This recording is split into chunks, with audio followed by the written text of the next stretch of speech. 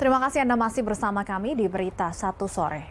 Pemirsa, di Polewali Mandar, Sulawesi Barat, gegara cemburu buta dan menyimpan dendam. Nyawa seorang pria dihabisi secara brutal usai dikeroyok. Selain informasi tersebut, kami juga memiliki sejumlah rangkaian peristiwa kriminal lainnya yang menjadi pilihan redaksi. Berikut kami hadirkan dalam catatan kriminal Berita Satu Sore.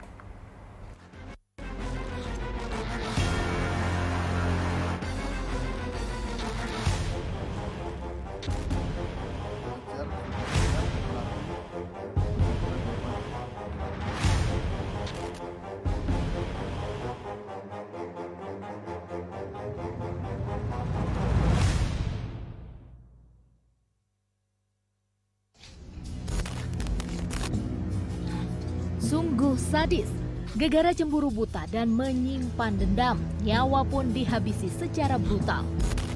Dasi pilu menimpa seorang pelajar berinisial AS di Kabupaten Polewali Mandar, Sulawesi Barat, usai dikeroyok 6 orang. Korban dinyatakan meninggal dunia setelah 5 hari dirawat di rumah sakit dalam keadaan koma. Pengeroyokan diketahui terjadi di kawasan stadion di Kelurahan Madate pada malam hari. Pengeroyokan itu terjadi lantaran salah satu pelaku cemburu terhadap korban dan dendam karena korban dekat dengan pacar salah satu pelaku. Korban pun sempat bertemu dengan pelaku pada malam hari. Pertemuan itu sedianya mengklarifikasi hubungan korban dengan pacar salah satu pelaku. Pelaku pun memanggil kakaknya yang merupakan guru karate dan mengajak muridnya ke stadion.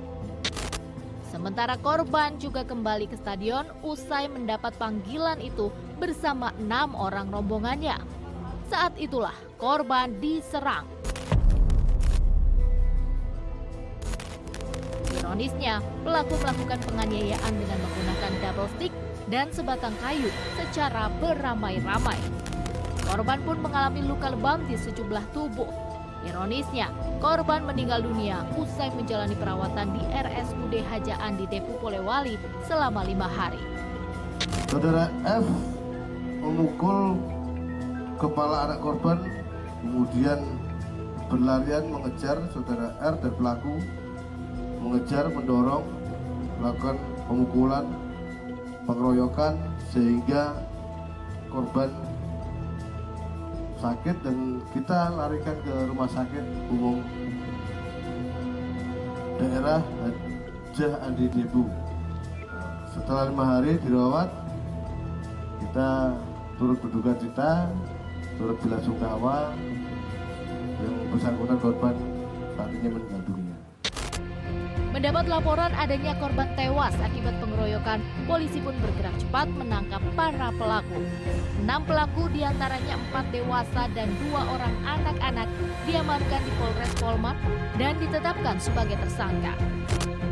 Atas perbuatannya, ke-6 tersangka melakukan tindak pidana penganiayaan secara bersama terhadap anak di bawah umur dan para tersangka terancam hukuman maksimal 15 tahun penjara.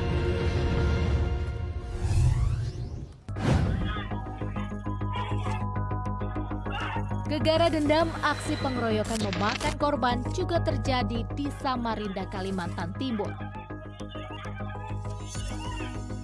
Aksi pengeroyokan yang ternyata dilakukan oleh kakak beradik ini terekam kamera pengawas.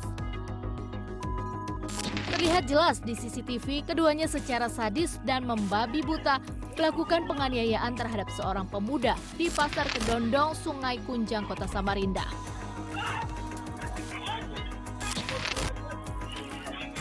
Lantaran video viral dan meresahkan warga, polisi dari Polsek Sungai Kunjang pun melakukan penyelidikan dan menangkap para pelaku, yakni sang kakak berinisial SAP alias Konde serta adiknya SAS alias Saso.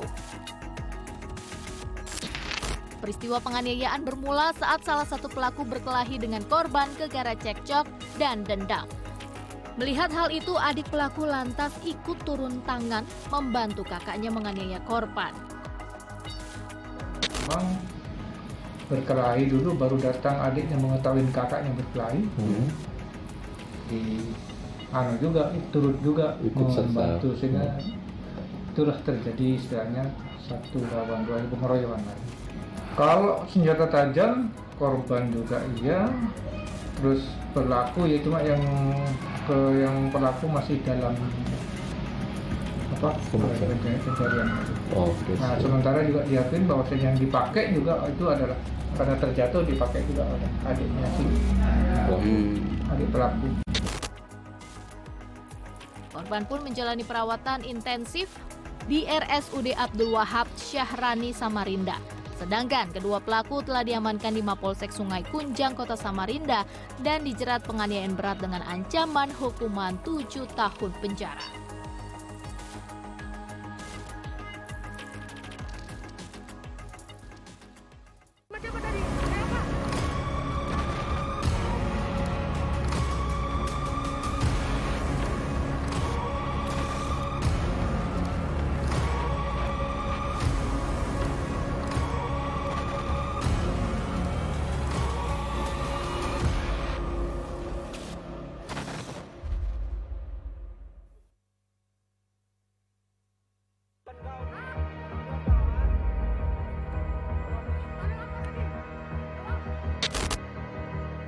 Aksi pencurian dengan berbagai alasan meski mengharukan tetaplah merupakan tindakan kriminal dan tidak dibenarkan.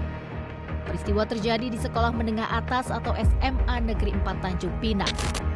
Pelaku pencurian merupakan pelajar berusia 14 tahun. Adalah M inisial namanya. Bukan kali pertama terjadi, aksi pencurian yang dilakukan seorang diri ini merupakan kali keduanya.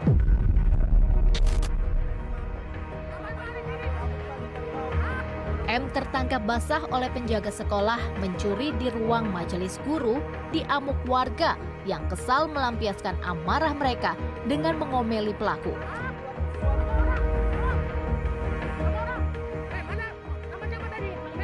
Tak hanya itu, tangan pelaku bahkan diikat dengan tali oleh warga. Petugas kepolisian dari Polsek Bukit Bestari yang mendapatkan laporan turun ke lokasi dan mengamankan pelaku dari ambukan warga. Berdasarkan dari hasil pemeriksaan polisi, pada aksi pertamanya pelaku berhasil mencuri emas berupa cincin di laci meja guru. Mirisnya, emas yang dicuri ia gadaikan di kantor pegadaian dan memberikan uang tersebut ke temannya.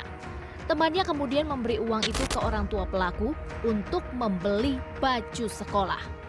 Sudah 2 kali masuk ke dalam majelis guru. Itu yang pertama nyuri apa dia, Pak? Pertama beliau itu mencuri bongkar laci dan dapat emas.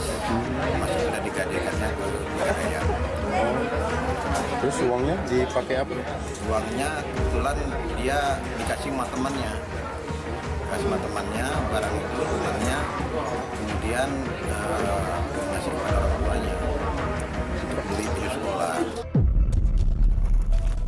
Kasus berakhir damai lantaran korban yang merupakan seorang guru memaafkan perbuatan pelaku dan juga pelaku merupakan anak masih di bawah umur berusia 14 tahun.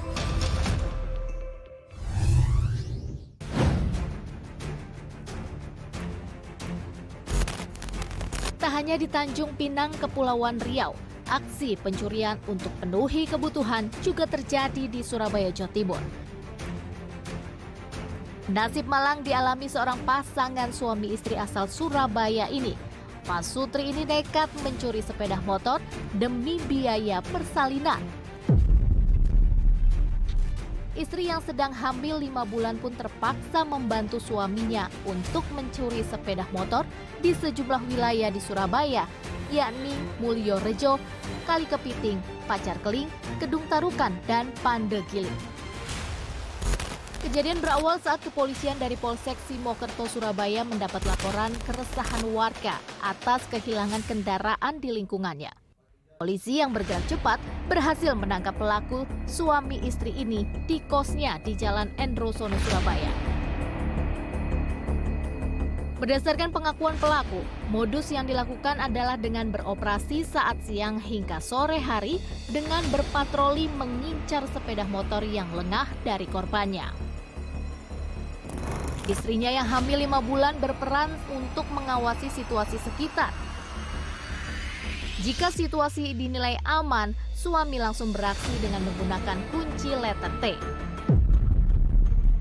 Jadi perannya itu pada saat berbuat di samping menjual, mungkin sekitar sore itu melakukan aksi, yang satu memantau, yang satu eksekutor, istri ini memantau. Jadi pada saat sudah sebagai sarana motor Vario yang merah ini, begitu ada incaran atau ada barang bukti, sang istri membawa motor karena ini suami yang membawa barang bukti tersebut. Suami yang memakai. Ya. Polisi mengamankan 1 buah kunci letter T dari tangan pelaku. Pasangan suami ini pun ditetapkan sebagai tersangka dan istri yang hamil 5 bulan terpaksa mendekam di balik jeruji besi. Keduanya diancam hukuman maksimal 5 tahun penjara. Ya, 2 kejadian ini seyogyanya menjadi pelajaran bagi kita. Meskipun terhimpit kebutuhan di tengah kondisi keuangan yang tidak mendukung, aksi pencurian tidak dibenarkan.